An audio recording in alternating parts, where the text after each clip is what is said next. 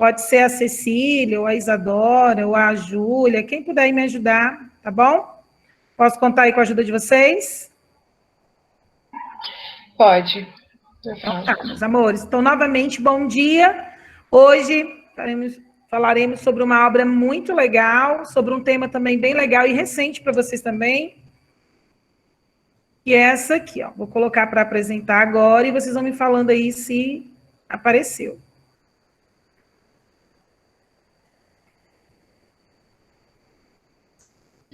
Apareceu já. Apareceu? Então, vamos lá, gente. Só me tirem essa dúvida, tá? A Tainara chegou a falar sobre a Igreja de São Francisco de Assis de Ouro Preto, quando ela falou sobre o conteúdo de barroco? Não falou sobre. Mas ela deu o conteúdo barroco, não deu? Isso eu posso ficar tranquilo, Deu. certo? Uhum. Então, vamos lá, gente. Igreja de São Francisco de Assis de Ouro Preto. Primeira coisa que eu quero falar para vocês sobre a questão dessa obra. Tomar muito cuidado, porque em Minas Gerais, gente, existem várias igrejas de São Francisco de Assis. E aí a gente tem que ficar muito atento na prova com essa palavrinha, Ouro Preto, tá? Porque essa de Ouro Preto é a obra que foi escolhida para o seriado de obras Paz, segunda etapa, tá? Então, primeira coisinha que eu peço que vocês anotem aí no caderninho de vocês. Ter uma atenção, tá? Porque vocês, se vocês forem fazer pesquisas agora sobre a Igreja de São Francisco de Assis, vão aparecer várias, de vários modelos, até e muitas muito parecidas uma com a outra. Muda um pouco a questão do medalhão, uma porta, uma janela, o formato das torres, mas assim, se a gente se não olhar bem mesmo, elas são muito parecidas, tá? Então, a primeira coisinha é isso. E eu creio que eles escolheram essa obra justamente por conta desses trocadilhos que podem acontecer e também por uma curiosidade. É uma obra barroca, como eu disse no início, mas ela vem um pouquinho com uma pegada de um conteúdo também muito gostoso que a gente trabalhou, que é o rococó, tá bom? Então, eu creio que tenha sido por isso que eles trouxeram essa obra, até mesmo pela riqueza, pela questão da história da nossa sociedade, né, da nossa cultura, e a gente está falando justamente sobre cultura, né? Então, eu creio que eles fizeram essa escolha justamente por conta dessa junção aí de barroco com rococó. Então, vamos aqui apresentar um pouco a nossa obra, né? Prometo para vocês que a nossa aula é bem rapidinho, daqui a pouco eu libero vocês para almoçarem, tá? Símbolo do barroco brasileiro. Então, a gente tem aí essa obra, Igreja de São Francisco de Assis de Ouro Preto, ela é um símbolo do barroco brasileiro, tá? E todas as vezes que a gente fala sobre o barroco, a gente sempre vai lembrar o barroco da pintura, das esculturas, né? E principalmente das arquiteturas, tá? Neste contexto, vamos trabalhar aí a arquitetura. Tanto que ela é uma obra que ela pode vir em matemática, ela pode ser cobrada na prova de história, ela pode ser cobrada na prova de matemática por conta das formas geométricas que abrange, né, a nossa obra. Então, ela pode vir em algum desses contextos de linguagens, tá bom? Ela não pode vir simplesmente só em arte, tá? Então, fiquem atentos a tudo isso. Então, quando a gente fala sobre barroco, a gente traz hoje um pouco da arquitetura barroca, né? Já que a gente está falando de um monumento arquitetônico, então a gente está falando sobre arquitetura barroca, tá? E aí a gente precisa lembrar de algumas características da arquitetura barroca, né? E eu creio que vocês já escutaram isso, seja com Tainara ou não, comigo lá no 6º ano, sempre a gente vai lembrar sobre o barroco, sobre algumas características. E a arquitetura dela vem sempre conhecida o quê? Através de uma arte apelativa, como eu coloquei aí nos slides para vocês, tá? Então, sempre essa arte apelativa, exagerada, que são características do barroco brasileiro, tá? Que vem com muitas sensações de emoções. Dentro disso vem as curvas, as dobras e os temas religiosos, né? Tanto que ela tem ali, porque hoje existem várias outras igrejas, catedrais, por exemplo, da arte gótica, que ela se diferencia do barroco. Por quê? Porque o barroco, ele vem com essa arte meio curvada, cheia de dobras, diferente da arte gótica, que é aquela coisa mais chapada, né? Mas ela vem ali com um pouco também dessas características, ok? E lembrando também que a arquitetura barroca, ela veio para convencer e manter a fé do povo. Por quê? Vamos ver quem é que vai saber responder para mim. Quando a igreja ela reviva novamente, ela está vindo pós o quê? O que acontece aí quando essas igrejas barrocas começam a aparecer? Está vindo pós o quê? Quem sabe me falar e alguém fala para mim o que falou aí no chat. Pós o protestantismo. Isso, né? Contra a reforma, né? Uhum, então, isso vai ser mais para dentro aí reforma da história que eu vou deixar aí com a Mônica. Então, a igreja começa a ganhar força novamente. E então, essas igrejas também, elas serviram para convencer mesmo essa sociedade, esse povo, a manter o quê? A sua fé. E a igreja ganhar com isso o quê? Mais fiéis. Ganhando mais fiéis, vocês sabem tudo isso, né? Já de todos os adornos do que acontece. Então, essa arquitetura, a igreja de São Francisco, ela é um símbolo barroco brasileiro, principalmente dentro da arquitetura barroca. O que eu preciso saber aqui, Aline?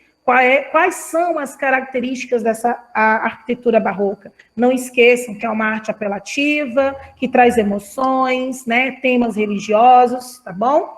E justamente essas igrejas eram construídas para ter o apelativo mesmo, sabe? Para o povo, para manter a fé, tá? Por ela ter vindo ali no pós-contra-reforma, ok? Vamos agora discutir um pouquinho, descobrir um pouco sobre essa obra, né? Algumas curiosidades. Então, ela foi construída aí, como está nos slides de vocês, em 1766, e foi inaugurada em 1810. É uma data muito boa para vocês anotarem. Vocês sabem que as provas seriadas amam datas, né? Então, coloque aí, anota aí no seu caderno para quem está estudando mesmo, viu? Construída em 1766 e foi inaugurada em 1810. Olha o tanto de tempo que levou para ela ficar pronta, né? É considerada uma das mais importantes no Brasil, meu povo. Por que vocês acham que eles iam escolher uma obra dessa aí a qualquer coisa só porque ela é linda? Não, porque ela tem um significado importante para a nossa sociedade, né? Por quê, Cacau? Ela, gente, nada mais, nada menos, está entre os 7... como é que se chama? As 7 maravilhas da origem portuguesa aqui, né, no mundo. Então, ela é uma das 7 maravilhas, né, conhecidas arquitetonicamente ou articamente, né? Então, ela está dentro de todo esse contexto. Então, ela é um dos símbolos muito importantes aqui para o Brasil. Como disse anteriormente, é um estilo barroco, com elementos decorativos, principalmente não, dentro, né, internamente dentro dessa igreja. Então, ela é um estilo barroco, mas os artistas, que daqui a pouco nós vamos descobrir, que não é surpresa, vocês já sabem, né? Esses artistas também tiveram um cuidado de trazer alguns elementos, né, de decorativo do rococó. Quem aqui recorda vai lembrar que é uma arte, né? O rococó surgiu em um período da arte mesmo decorativa, e ela veio justamente vir em contraponto ao barroco. Enquanto o barroco vinha com cores fortes, o rococó veio com cores mais singelas, mais pastéis, enquanto o barroco exagerava no ouro, né? Ouro. Já o rococó vem ali mais sucinto, tanto que a gente vai observar quando estiver falando internamente dessa obra, que o Ataídes também, ele tentou trazer esse glamour do ouro, mas também com um toque muito aveludado, né? Com um toque muito sutil, nada de muito exagero. Xodó, né? Exemplo do barroco mineiro. Claro, gente, se a gente for observar, o barroco nasceu ali, né? Em Minas, meu povo, em Minas, né? Um grande foco. Então, ele é um xodó. Então, esse monumento é o xodó ali dos mineiros, né? Porque representa muito essa questão da criação, né? Da origem. E também um barroco mineiro, porque foi dali que vem toda essa origem barroca, né? E aí, meu povo, prestem bem atenção agora. Gente, eu tô conseguindo, vocês estão conseguindo me acompanhar? Estou falando muito rápido? Tá tranquilo? Tá tranquilo.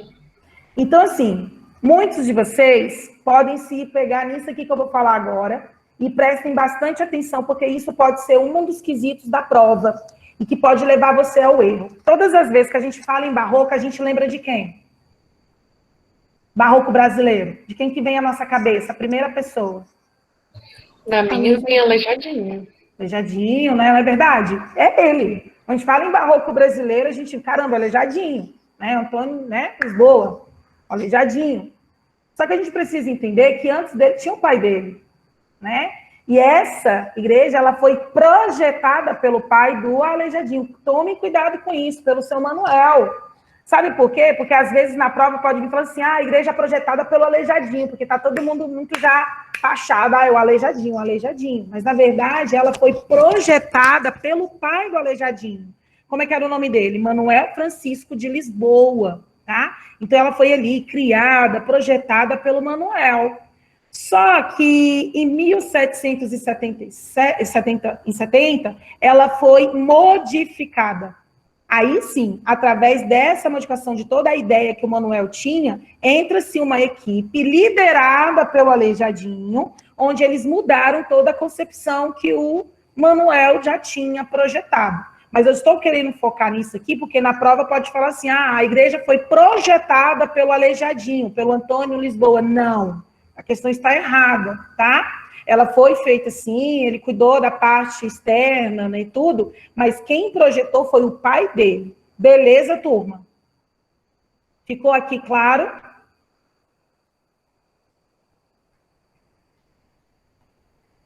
Sim. Sim, Claro. todo mundo aí também no chat, tudo certinho? For surgindo dúvida, vocês vão me perguntando, tá? Se eu for falando também muito rápido, vocês vão pedindo, Cacau, menos gol, tá? Tá bom. E foi ali, né, pela equipe, né, que foi liderada em 1770, pela equipe liderada de Antônio Francisco Lisboa. Aí ali começa a ter as modificações. E o Aleijadinho, como nosso mestre, né, a grande chave ali do barroco brasileiro, ele cuida mais ali da igreja do quê? Da talha e esculturas dos retábulos, dos púlpitos e portais. Vocês sabem o que é retábulo, gente? Sem procurar na internet. Vocês sabem o que é retábulos? Retábulos, gente, não tem o altar. Nas igrejas barrocas tem muito, sabe? Nas igrejas góticas também tem. Quando tem o altar, atrás do altar sempre tem assim um paredão, sabe? Que colocam-se os santos, geralmente são feitas de ouro, né? É como se fosse uma pintura, mas não é uma pintura, né? Fica mais para dentro da arquitetura mesmo, né? Então, isso ali se chama retábulo, tá bom? Que fica ali por trás do altar, tá bom? Que geralmente colocam as imagens, o Cristo crucificado, tá? É isso. Os púlpitos, né? E toda essa parte. E um outro personagem também que vai fazer história aí nessa nossa obra é o Ataíde, mestre Ataíde, porque ele vai cuidar da parte interna. Então, a gente observa que essa obra ela vai ser dividida em duas. Ela tem toda a parte de arquitetura e escultura e também tem toda a parte de pintura, tá? Porque é outra coisa também que pode cair no peguinha. Pode falar assim, depois dessa reforma, Aleijadinho cuidou de tudo, porque muitas pessoas confundem que o Aleijadinho também pintou essas igrejas, e não, tá? Ele cuidava muito dessa parte mesmo, como eu falei de vocês, das esculturas, das talhas, né? E a pintura ficava mesmo por conta do mestre Ataídes, principalmente nessa obra aqui que nós estamos falando, tá bom? Então, se atentem a isso. Cacau. Oi. Clica ali em ocultar nessa caixinha de mensagens aí embaixo. Tá assim, interromper compartilhamento. Tá atrapalhando, né? Melhorou? Obrigada. De nada. Bom, e aí eu trouxe para vocês aqui, gente, para a gente observar um pouco sobre esses detalhes, porque na prova também pode pedir para vocês alguma questão de detalhe da obra. Hoje eu vou falar dela mais ou menos, mas depois eu vou trazer a obra no todo, quando estiver presencial ou quando estiver também remoto, para a gente identificar as características dessa obra, tá? Hoje eu trouxe para vocês o seguinte. Eu vou voltar aqui para vocês entenderem. A igreja, ela é feita também através de todos os significados. Vocês daqui a pouco vão descobrir qual o significado desse pontiagudo, como é que é o nome. Porque, não sei se vocês observaram, olha como é que é a cruz. Não sei se vocês já tinham visto esse tipo de cruz. Alguém sabe me dizer o que significa esse tipo de cruz? Né? E aí aqui a gente começa a observar alguns detalhes que o Aleijadinho começa a expor dentro de sua obra. A gente tem aqui o portal, é chamado tudo isso aqui, né, de portal. Só que essa parte aqui, ó, decorativa aqui, ó, feita pelo Aleijadinho, se chama frontão. Esses frontões, né, que tá aqui na porta, em alguns detalhes também da janela, elas são feitas de pedra de sabão, que vocês sabem que era uma das matérias-primas que o Aleijadinho gostava muito de usar. Aí as pessoas falam, porque vocês sabem a diferença dela para o mármore, né? A pedra sabão, gente, ela é uma das pedras mais duras que se tem. Porém, né, os artistas falam que ela é mais fácil de se trabalhar. Ela desliza mais fácil do que o mármore, por exemplo. Mas ela é mais dura que o mármore, né? E aí, gente, olha... Aí eu fico falando, uma pedra dura dessa, e olha os detalhes que esse artista trouxe para essa obra. Olha a perfeição dessas obras, né? E aqui vocês podem observar que tem todo o cunho religioso, né? Então aqui a gente tem anjos, né? Tudo isso aqui foi feito realmente com pedra, sabão, né? Então aqui a gente tem essa imagem, esses ardonos, né? Bem singelo, rostos de anjos, e tudo isso tem todas essas características barrocas. Aí aqui também eu trouxe para vocês outra característica. Isso aqui, para vocês, lembra o quê? Vamos ver se vocês vão saber. Lembra que eu falei que lembra um pouco da arte gótica? O que lembra isso aqui para vocês? Quem sabe me informar? Aqueles vitrais? Muito bem. Quem está falando comigo é a Giovana ou é a Júlia? É, Giovana. Giovana, isso mesmo. Lembra muitos vitrais da arte gótica, né? Só que dentro da arte barroca brasileira é chamada de medalhão. Aqui eu não estou conseguindo dar zoom, esse computador eu não estou conseguindo dar o zoom, mas aqui, ó, se vocês depois tiverem curiosidade, vocês vão ver que aqui também foi feito pelo Aleijadinho, e aqui dentro tem também essa imagem sacra. Aqui é São Francisco de Assis, né? Justamente o autor do nome da igreja, ele de mãos, né, levantadas a esse Deus, né, soberano. Então, é a imagem simbólica dessa igreja, está aqui nesse medalhão, que aqui a gente não chama de vitral. Aqui, dentro da arte barroca, a gente chama de medalhão, tá bom? E se vocês observarem, que é o que eu estou trazendo para vocês, essa obra, ela é rica em detalhes, tá? Então, todos os detalhes, por isso que traz um pouco ali também da arte decorativa do rococó, que daqui a pouco a gente vai entrar ali dentro ali da parte interna. E aí você começa a observar essa riqueza de detalhes, tá bom? Não esqueça, pode vir uma questão falando sobre o vitral da igreja São Francisco. Não existe vitral aqui. Existe-se essa imagem, essa característica, essa inspiração da arte gótica, né, que o Aleijadinho trouxe para si, mas aqui se chama medalhão, tá? Também é colocada aqui uma arte sacra, onde é representado pelo São Francisco de Assis, em glória ao Deus soberano, né? A Deus, dando ali a mão a Deus, tá bom? Professora, Oi. essa pedra de sabão, não é o sabão que a gente usa, não, né? Não consegui escutar, gente. Fala só mais um pouquinho. É a Cecília? Sim, Fala, meu amor. é porque essa pedra de sabão não é o sabão que a gente usa, não é? Não. É uma pedra mesmo. Pedra. Ah, sim, é um tipo de pedra. É uma pedra mesmo, tá? Só que se chama pedra-sabão, tá? É um termo. Por quê? Eu até falei no início. É uma pedra muito dura. Todo mundo pensa assim, que é uma pedra sabão, ela é mole, né? Ela é mais fácil. Não, ela é muito dura. Ela é mais dura que o próprio mármore. Porém, muitos dos artesãos dizem assim que é mais fácil de trabalhar com ela, por ela deslizar mais rápido. Mas ela é muito dura. Ela é difícil de trabalhar por ser muito dura, mas mais fácil dentro da técnica, entendeu? Para deslizar e conseguir o formato, né, da figura que estão querendo ali com aquela pedra. Beleza, Cecília? Beleza. Gente, então, em algum momento vocês já descobriram como é que se chama esse e para que serve, né? Eu vou falar que é antena, mas não é esse nome, é só que eu não quero falar o nome agora, que eu quero que vocês me falem. Mas essas anteninhas voltadas, né, para o céu, assim, representam o quê?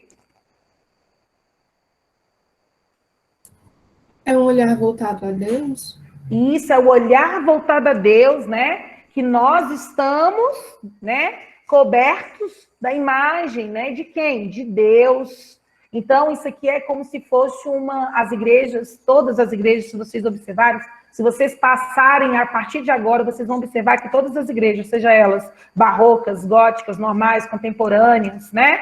Vocês vão observar que sempre existe algo pontiagudo para o céu. Isso significa um respeito, né? A quem? Ao soberano, aquele que manda, que é Deus, apontado ao céu, tá? Só que isso aqui tem um nome. Quem sabe me dizer como é que é o nome?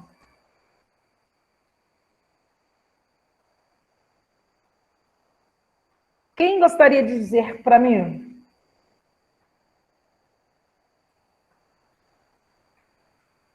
Vocês estão copiando da internet. Não vale. Quem gostaria de falar para mim aí? O que seria aí? Como é que se chama isso aí? Que você vai cair em prova, hein? Ninguém arrisca? Isso se chama, gente, um pináculo piramidal. Anotaram? Pináculo piramidal, tá? Esse pináculo, gente, como já foi dito, ele representa justamente essa devoção ao soberano, aquele que manda, aquele que é o altíssimo de tudo, né? A Deus. E aí, como eu disse a vocês, nessa obra específica, a cruz, que geralmente ela vem só com um tracinho, essa aqui vem com 2. Por que vocês acham que ela vem com 2? Quem teria uma ideia do que seria? Tipo, para mostrar pra gente fazer um sacrifício também, não sei. Sacrifício tem a ver com sacrifício, Giovana. Quem é que foi crucificado de fato numa cruz? Jesus. Jesus. Se vocês já observaram, independente de religião, tá, gente? Não estou querendo falar aqui de religião, não, tá? É só para vocês entenderem. Independente de religião, vocês sabem que quando Cristo foi crucificado naquela cruz, tem bem na parte de cima, não sei se vocês viram, tem uma placa. Uma plaquinha escrito Agnes, eu não sei falar o nome, né? E essas... sim. Vocês lembram, né? Vocês vão lembrando, gente? Vão falando aí no chat para saber se vocês estão lembrados, né? Tem uma taxa assim, de madeira escrito, né? E essa cruz, ela foi traga pelos jesuítas, né? E hoje ela representa, desde lá dos jesuítas, do século X, vamos dizer assim, acho que é século X, essas cruzes representavam o cristianismo, certo? E aqui ela tem essa representação mesmo de Jesus Cristo pregado nessa cruz. E aqui significa esse Agnes, tá? Que está falando a esse Jesus, tá bom? Então, essa cruz, ela está, né, em 2 voltinhas, em 2 tracinhos, para representar essa crucificação e essa placa e esse nome que está escrito nessa crucificação. Beleza, gente? Até aqui? Tranquilo? Se alguém puder me responder aí. Tá acabando, já tá acabando. Calma, eu sei que tá roncando a barriga, calma. Agora a gente vai falar um pouquinho, como eu disse a vocês, da parte interna. Também é bem rapidinho. Enquanto a gente tem um cara maravilhoso que cuida ali de toda a parte externa da igreja, nós temos também um maravilhoso que cuida de toda a parte interna dessa igreja. Essa parte interna, gente, ela foi pintada em torno de 1801 a 1802. Então, ela durou aí um ano para ser pintada, né? E aí a gente começa a ter, né, como eu disse a vocês, foi idealizada, pintada, criada pelo mestre Ataíde, um grande pintor lindo e maravilhoso. Vocês sabem também que é uma grande referência dentro da arte barroca brasileira. Porque às vezes a gente pensa assim, a gente só coloca o nome do Aleijadinho. Sim, porque ele tem uma referência muito grande, né? Mas a gente também esquece dos outros, né? Gregório de Matos, que vê com toda a questão da literatura. Então, existem vários outros artistas, né, dentro da arte brasileira barroca. Então, ela foi pintada entre 1801 a 1802. Ela tem um efeito tridimensional ou falsa perspectiva. O que vocês entendem do que seria isso? O que seria isso? Um efeito tridimensional com falsa perspectiva. O que vocês acham que seria isso? A Thalia falou que é um fundo falso. É porque geralmente as pinturas são feitas em um plano bidimensional, que geralmente é a tela, a folha, enfim. Já esse efeito tridimensional parece que é 3D, assim, dá uma ideia de profundidade, tipo, segundo a pergunta. Isso, além de dar esse efeito de profundidade, ele também tem uma falsa perspectiva, sabe por quê? As pessoas, alguém aqui da turma já teve a honra de entrar nessa igreja lá em Ouro Preto? Alguém já foi nessa cidade que ela é turística, vocês sabem, né?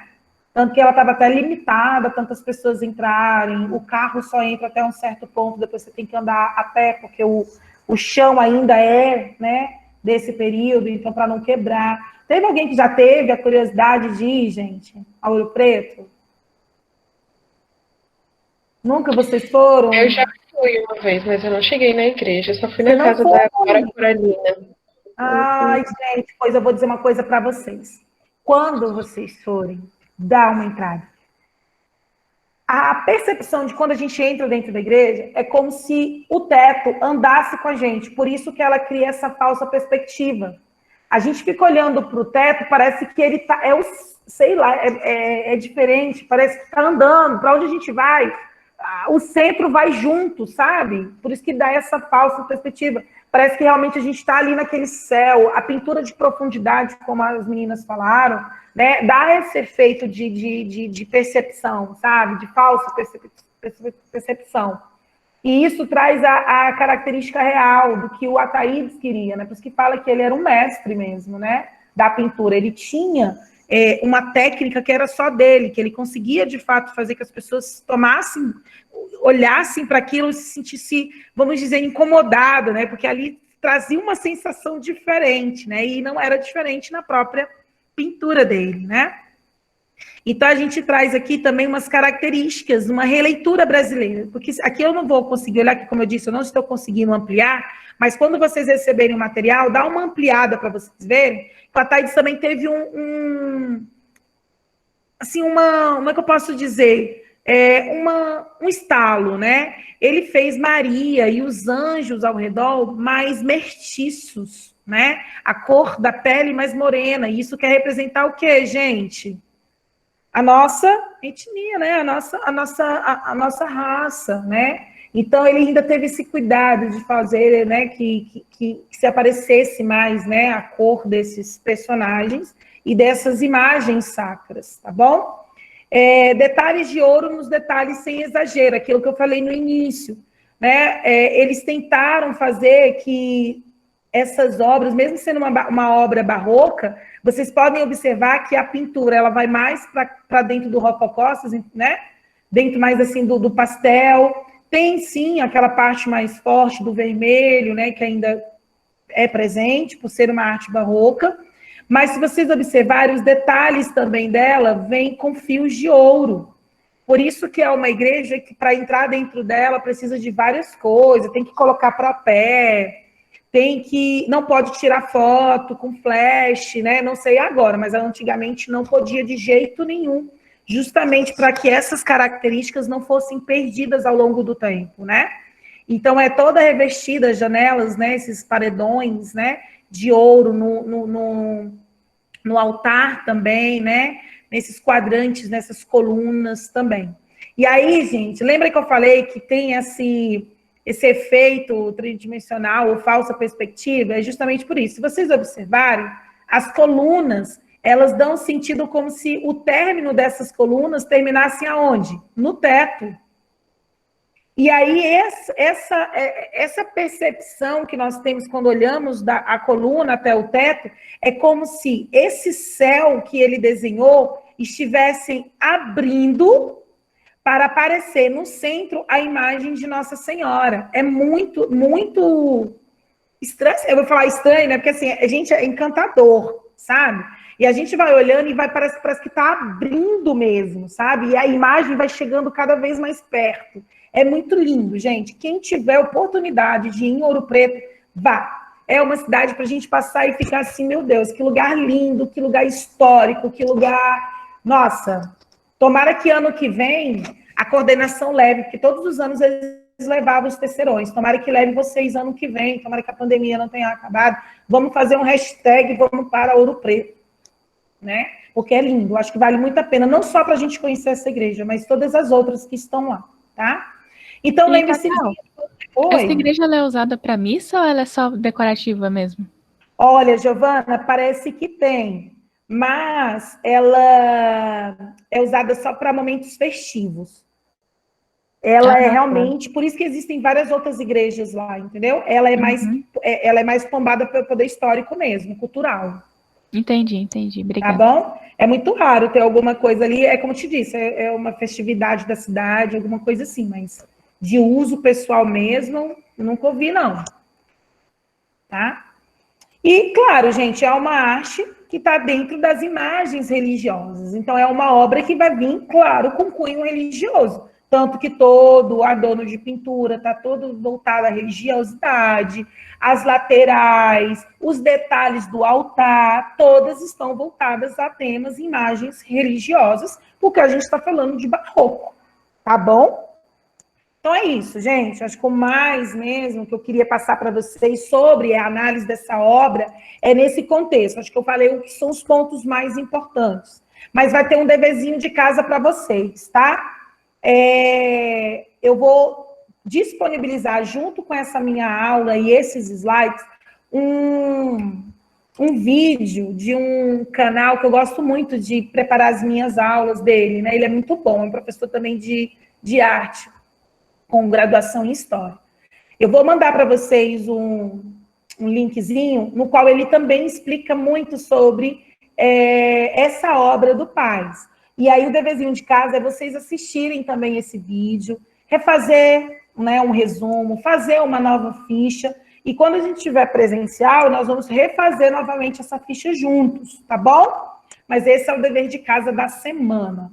Assistir o vídeo que eu vou colocar lá e fazer uma ficha. Não vai ser, tem que me mostrar, não. É algo de estudo. Aluno de segundo ano não tem que ficar mais preocupado com notinha, não. Isso é para vocês. Quem vai prestar vestibular daqui a um ano são vocês. Quem precisa dessas obras são vocês. Beleza, gente? Ok. Cacau? Oi, amor. Não esquece de mandar a frequência, tá bom? Oi? A frequência. Não esquece de mandar. Verdade. Deixa eu achar aqui, vou sair aqui. Agora eu estou aqui no e-mail, não sei se eu vou achar. Gente, teve alguma dúvida? Conseguiram compreender a obra? A Cecília Lima pediu para você repetir o que você tinha falado agora. Eu acho que foi esse último sobre o dever, porque ela foi no banheiro. Da atividade? Eu creio que seja isso. Beleza.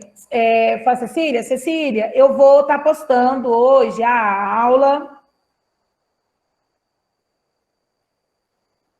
Eu vou estar postando hoje a aula para vocês, junto com a aula, esses slides, e também um vídeo sobre a obra do Paz. É um rapaz que eu sempre gosto muito de assistir, eu gosto de assistir as aulas dele, os vídeos, até para preparar material mesmo para a aula. E aí eu vou mandar esse vídeo para vocês assistirem novamente, porque teve detalhes aqui que eu não coloquei, porque a aula fica muito longa. Como a gente tem pouca aula, e eu queria liberar vocês um pouquinho mais cedo. E acabou que nem liberei, olha a hora. E aí vocês vão assistir esse vídeo porque ele traz outras, sabe, outros detalhes, outras curiosidades. E para quem está estudando mesmo para o pais, é muito interessante vocês assistirem, tá bom? Aí era isso, aí é para você. Esse é o dever de casa. Gente, só um minutinho que eu não estou conseguindo, como eu tive que entrar pelo computador da escola, eles não estão deixando eu acessar a frequência. Deixa eu ver se eu vou conseguir aqui agora.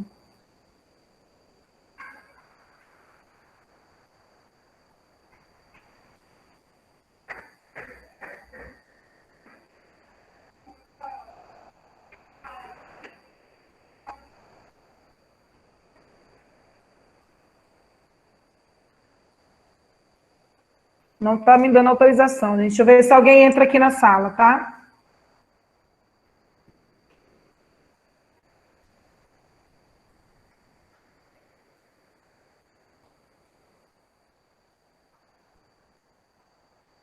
Só um minutinho.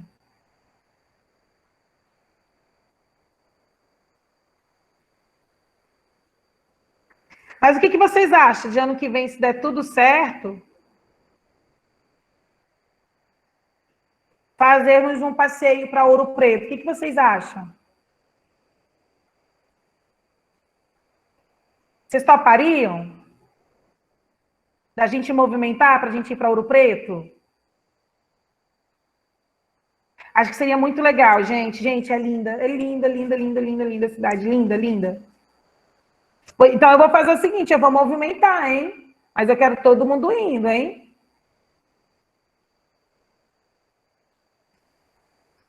Pode fazer até como passeio para vocês de formatura. É muito lindo. Vale a pena. Já pedi aqui, vamos esperar. A Mara disse que vai colocar.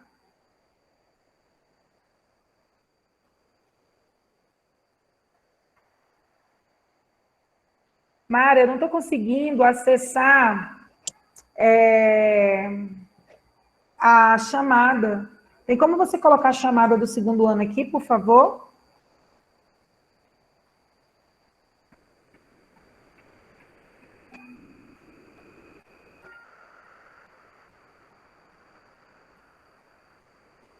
Junta mesmo, gente, é lindo. Vale, eu estou falando sério, vale a pena ir lá. E se quem puder ir lá antes, vá.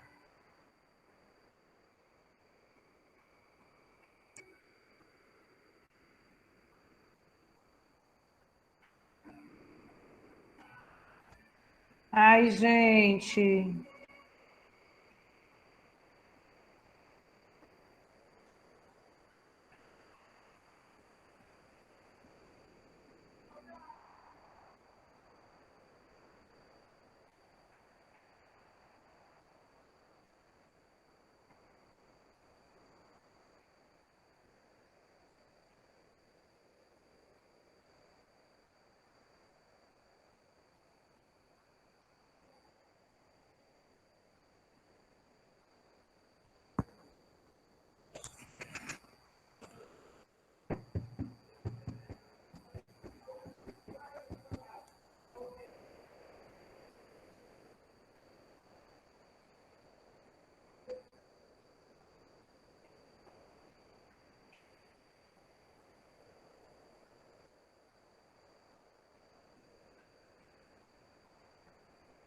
Meu povo, vou liberar vocês e vou pedir para botar presença para todo mundo, porque ninguém atende, o computador aqui não deixa, ó, acesso, solicitação enviada. Você receberá um e-mail informando a solicitação aprovada.